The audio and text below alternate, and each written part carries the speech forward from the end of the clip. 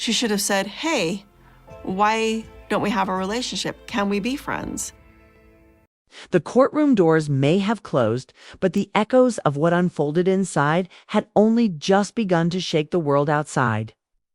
What happened next wasn't confined to legal filings or whispered conversations in hushed hallways. It spilled into every corner of the Brown family's fractured reality, forcing each member to finally confront truths they had avoided for years. For Kody, the days following the hearing were a descent into a silence he had never known before. The man who once thrived on control, who barked orders and demanded loyalty, found himself muted by a tidal wave of consequences. Phone calls went unanswered. TLC executives stopped shielding him. Even his once reliable cameo fans fell silent, leaving him staring at a dwindling bank account and the cold emptiness of a house that no longer felt like a home. And then there was Robyn.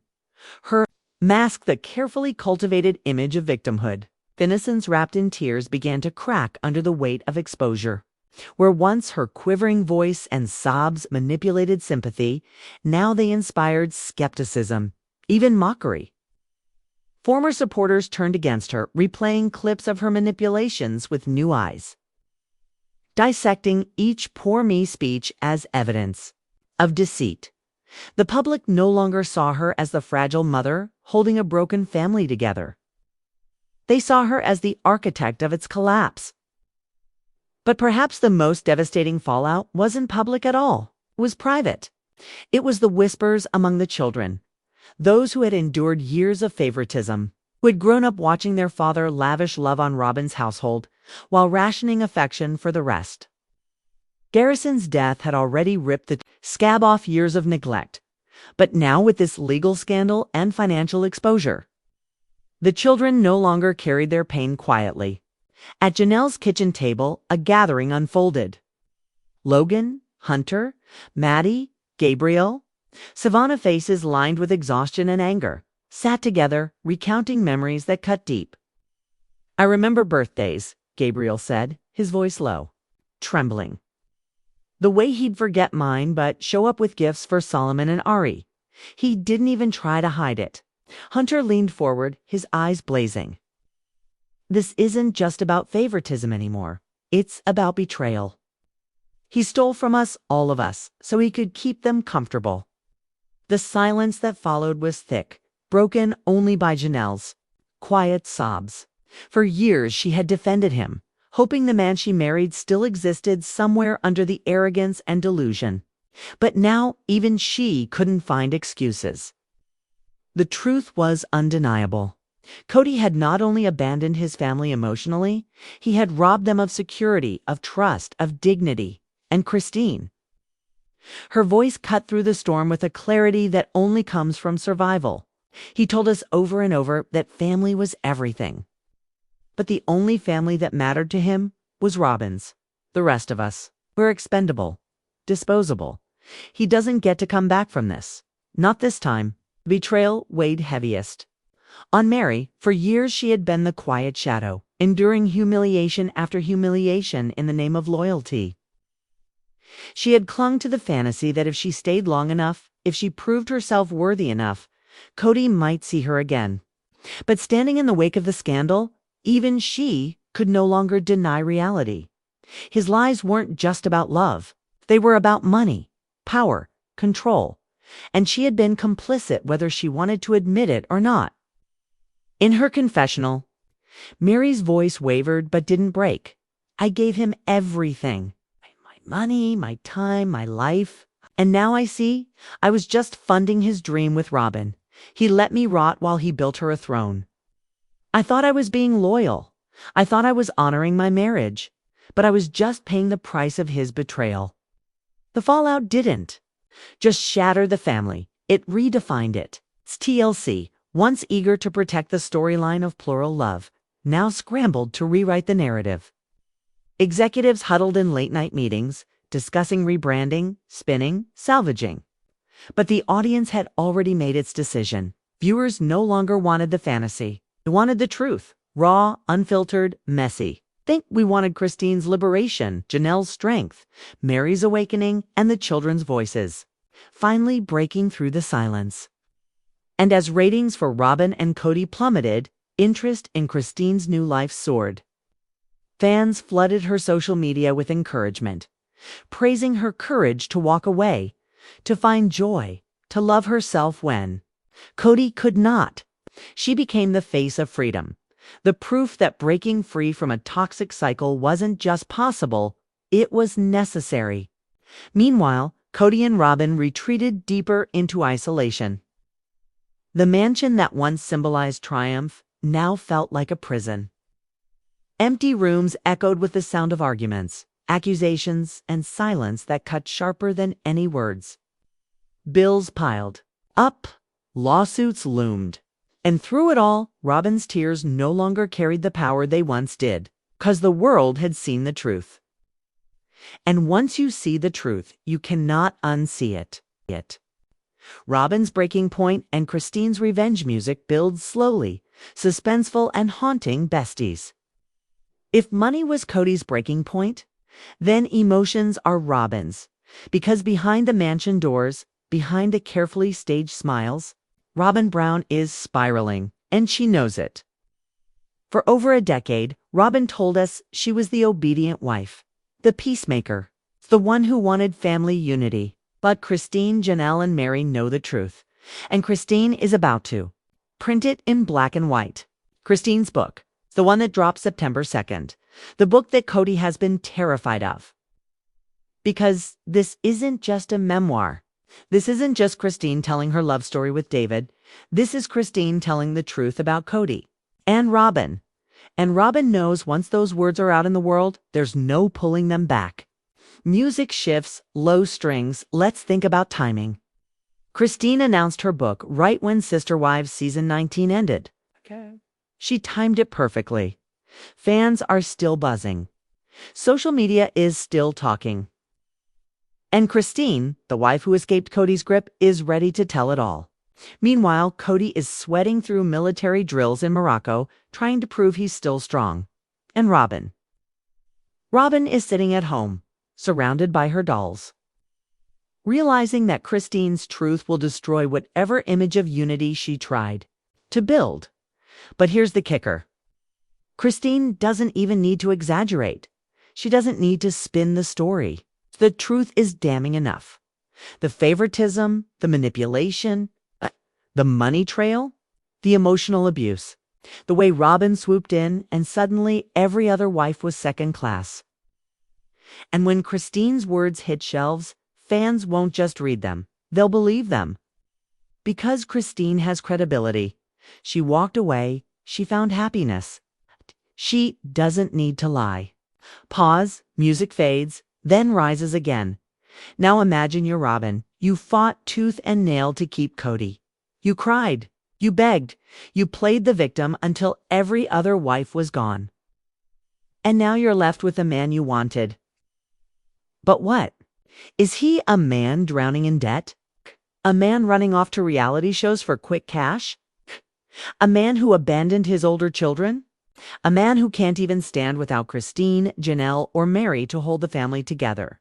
Robin thought she won. But what did she win? Music swells, dramatic, she won the bills. She won the stress. She won a crumbling marriage and a husband who can't provide the life he once promised. And here's where the cracks are starting to show. Rumors are swirling that Robin has been breaking down behind the scenes. She can't handle the pressure. She can't handle the silence from TLC. She can't handle the glare of Christine's truth. For years, Robin was the one who avoided responsibility. No job, no business. Just the show and Kody. But with TLC fading, with fans turning, with Christine's book rising, Robin is exposed. And the children see it. Aurora, Brina, Dayton. They see their mother unraveling.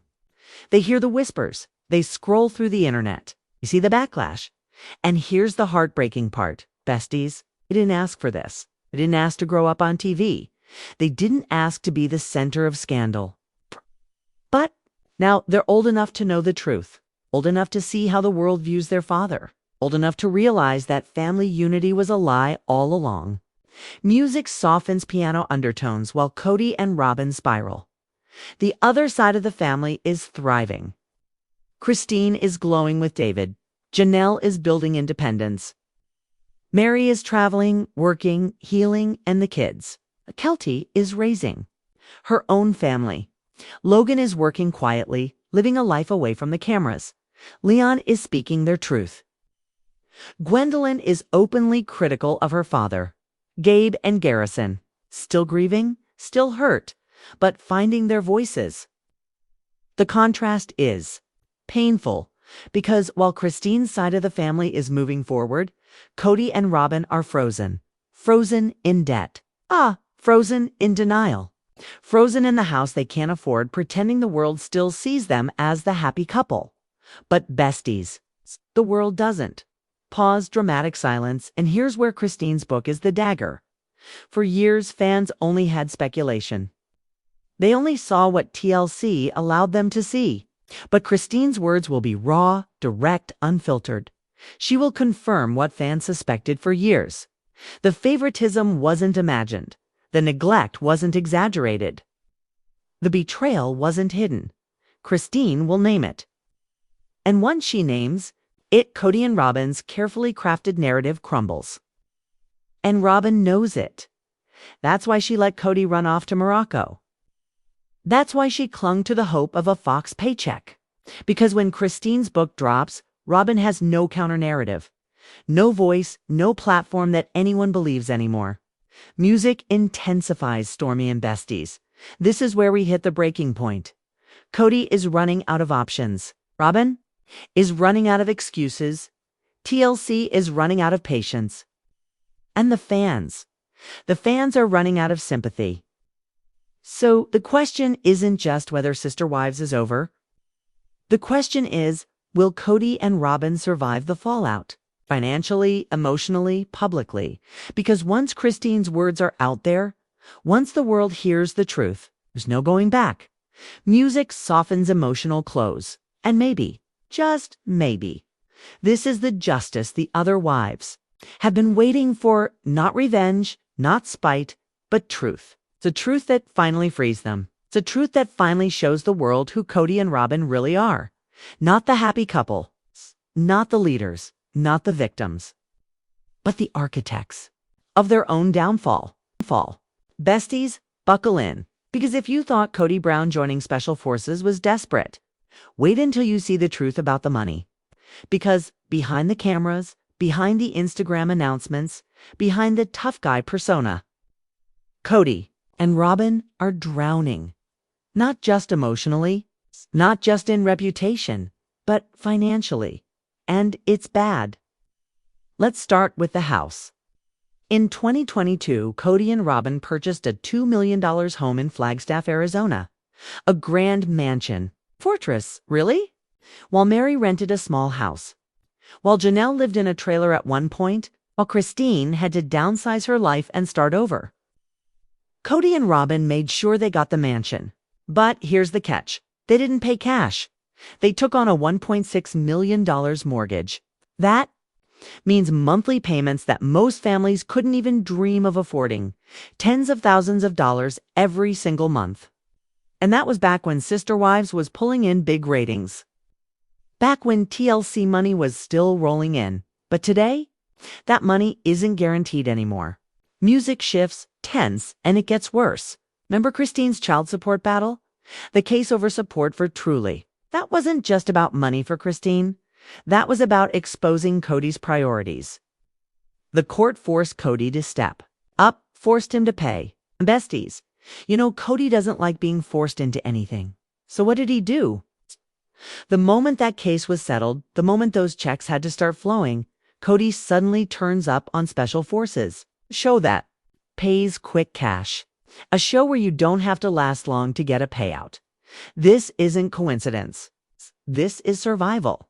And here's the shocking part.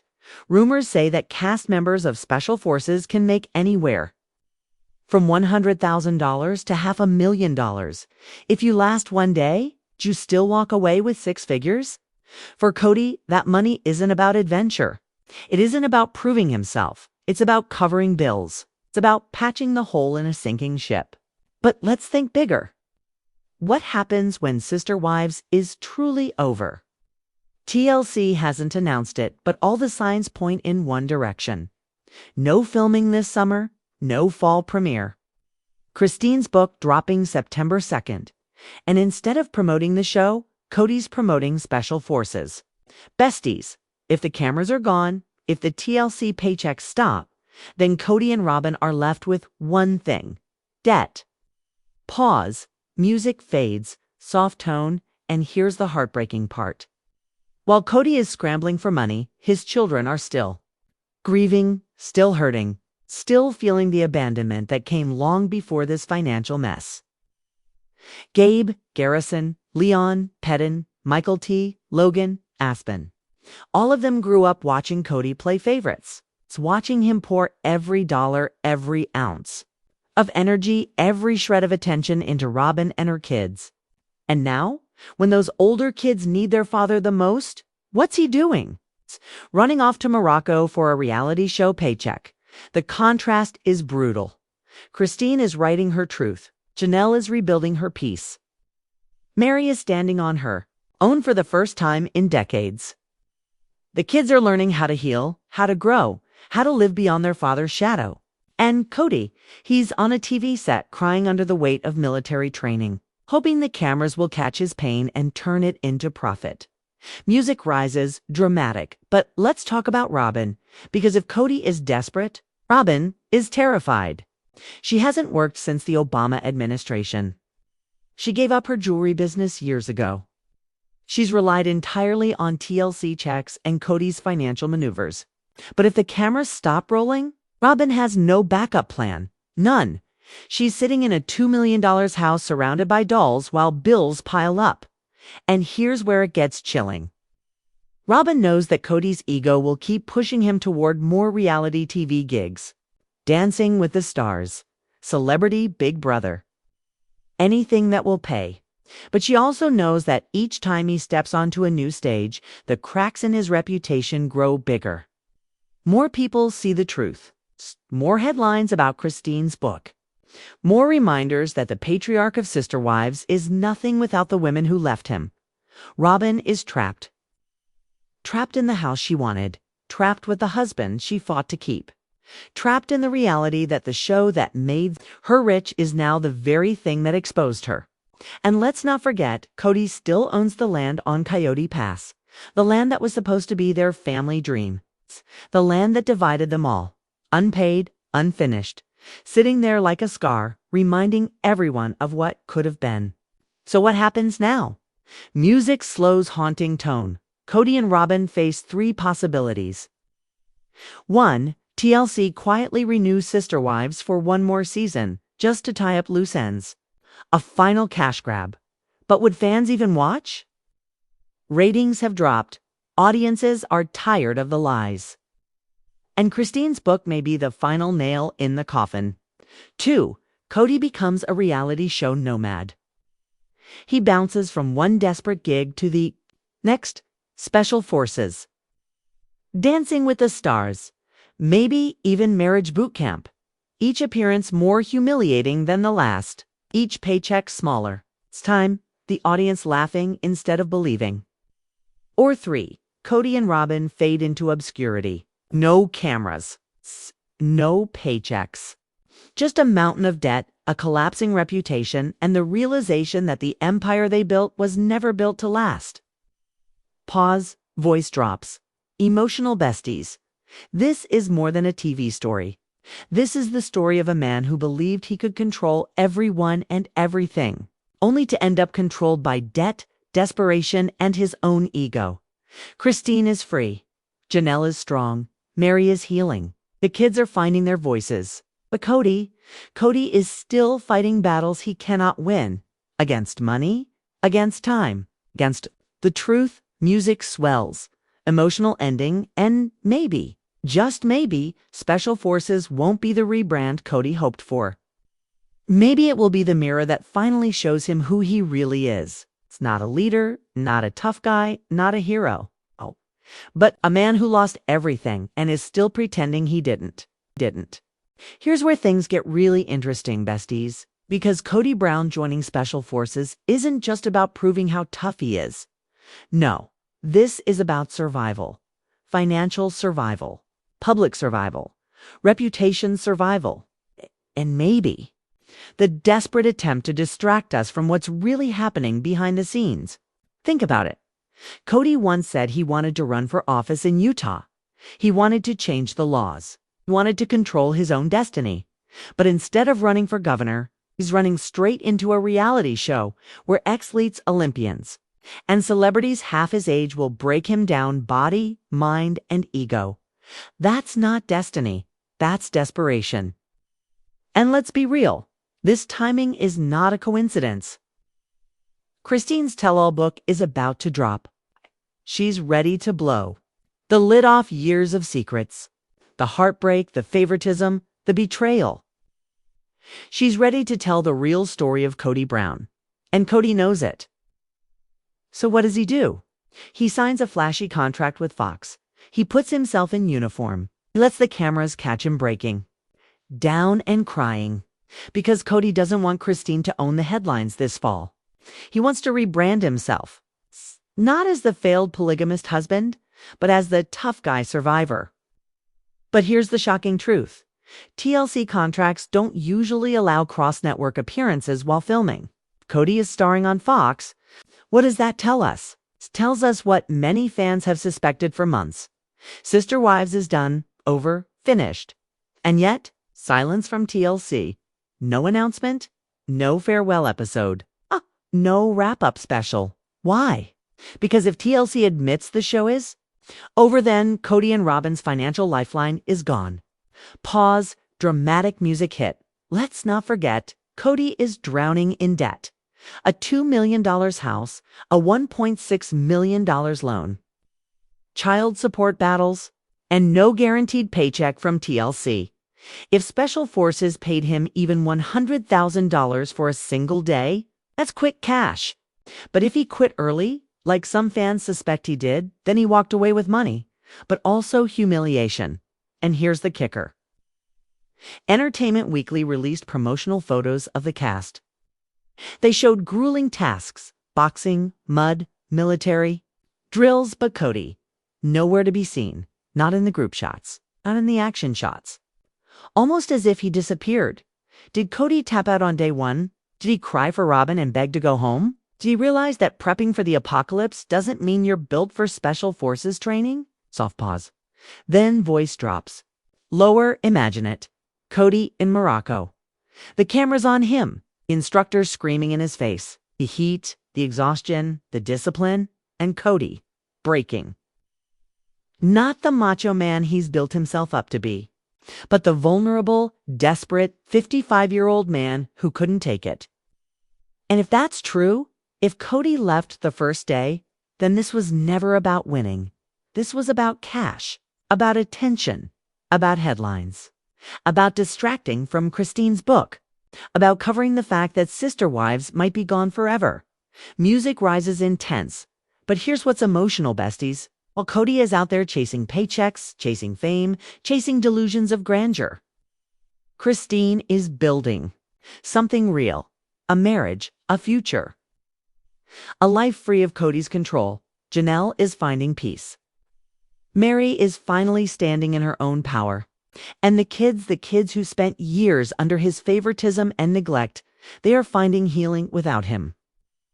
Kody thought Special Forces would make him look strong. But maybe, just maybe, it will expose the truth. That strength was never his, that strength always belonged to the women who walked away. And the question now is not just whether Sister Wives is over. The question is this the final curtain for Kody Brown's reality TV career? Or will he keep selling out his dignity, one desperate paycheck at a time? Music fades, besties. What do you think? Did Kody really last on Special Forces? Or did he run home to Robyn after one day? And more importantly, do you think this proves Sister Wives is done for good? Drop your thoughts in the comments. And don't go anywhere because in part 3, we're digging into the money trail, the debts, the lawsuits, and the shocking reality of what Kody and Robyn are facing now that TLC may have finally cut them off. Make sure you're subscribed. Turn that bell on, and I'll see you soon. Act 1. Kody's dream of power, 800 to 1,000 words. Kody's fantasy about politics and being exiled from Utah, his ego-driven need to control destiny. Transition into reality. How those dreams crumbled after Christine, Janelle, and Mary left. Act 2. The Special Forces gamble, 1,200 words emotional breakdown of why Kody chose Special Forces. The irony of him never serving in the military while his sons did. His obsession with prepper life and trying to prove himself. Description of the show, the brutal training, the humiliation. The shocking reality, Kody wasn't in promo. Photos, sparking theories, he quit early. Act 3. The money crisis, 1,200 words. Christine's child support court battle. Kody's $2 million home, $1.6 million loan, and mounting debt. His desperation for quick cash, $100,000, $500,000 rumor of paychecks. The humiliation of moving from TLC stardom to Fox sideshow. Emotional commentary. He's no longer the provider, just a man, scrambling to survive. Act 4. Christine's rise versus Kody's fall. 1,000 to 1,200 words contrast, Christine's Europe trips. Book launch and thriving new life. Emotional hook. Christine's story is about healing and freedom. Kody's story is about survival and humiliation. The bitter timing. Christine's book, September 2nd versus Kody's show, September 25th. Shocking theory, Kody took this gig to drown out Christine's headlines. Act 5. Robyn's role, 1,000 words. How Robyn hasn't worked since the Obama years. Her dependency on Kody. The irony she let him go, knowing it was about money. Emotional reflection. Is Robyn the enabler of his downfall? The doll's metaphor and how fans mock her lifestyle. Act 6. Sign Sister Wives is over. 1,200 words, TLC's strict contract rules. Why Kody's Fox appearance signals the end. The silence around season 20. The pattern. How TLC never formally announces cancellations. Duggars, little people, big world. Emotional reality. The show won't end with closure, just silence. Act 7. The collapse of legacy, 1,000 words. Emotional reflection on what Sister Wives once meant versus what it is now. Christine thriving, Janelle strong, Mary reclaiming herself. Kody left with nothing but Robyn. Emotional build. Kody is not a leader, but a man crying on a Fox show in Morocco. Act 8. The final reflection. 800 to 1,000 words dramatic ending. Kody's downfall is complete. His attempt to rebrand is a cover for humiliation. Sister Wives ended not with family unity, but with tears, debt, and desperation. Closing hook. And maybe that's the real ending of Sister Wives, not with a goodbye, but with a man chasing paychecks, trying to prove his worth to a world that has already moved on. I don't know much about your relationship with Janelle. Yeah. Did you just have a great... No, Did no. you guys just have great sex? The courtroom doors may have closed, but the echoes of what unfolded inside had only just begun to shake the world outside. What happened next wasn't confined to legal filings or whispered conversations in hushed hallways. It spilled into every corner of the Brown family's fractured reality, forcing each member to finally confront truths they had avoided for years. For Kody, the days following the hearing were a descent into a silence he had never known before. The man who once thrived on control, who barked orders and demanded loyalty, found himself muted by a tidal wave of consequences. Phone calls went unanswered. TLC executives stopped shielding him. Even his once reliable cameo fans fell silent, leaving him staring at a dwindling bank account and the cold emptiness of a house that no longer felt like a home. And then there was Robin. Her mask the carefully cultivated image of victimhood. Innocence wrapped in tears began to crack under the weight of exposure. Where once her quivering voice and sobs manipulated sympathy, now they inspired skepticism, even mockery. Former supporters turned against her, replaying clips of her manipulations with new eyes, dissecting each "poor me" speech as evidence of deceit. The public no longer saw her as the fragile mother holding a broken family together. They saw her as the architect of its collapse. But perhaps the most devastating fallout wasn't public at all. It was private. It was the whispers among the children, those who had endured years of favoritism, who had grown up watching their father lavish love on Robin's household while rationing affection for the rest. Garrison's death had already ripped the scab off years of neglect, but now with this legal scandal and financial exposure, the children no longer carried their pain quietly. At Janelle's kitchen table, a gathering unfolded. Logan, Hunter,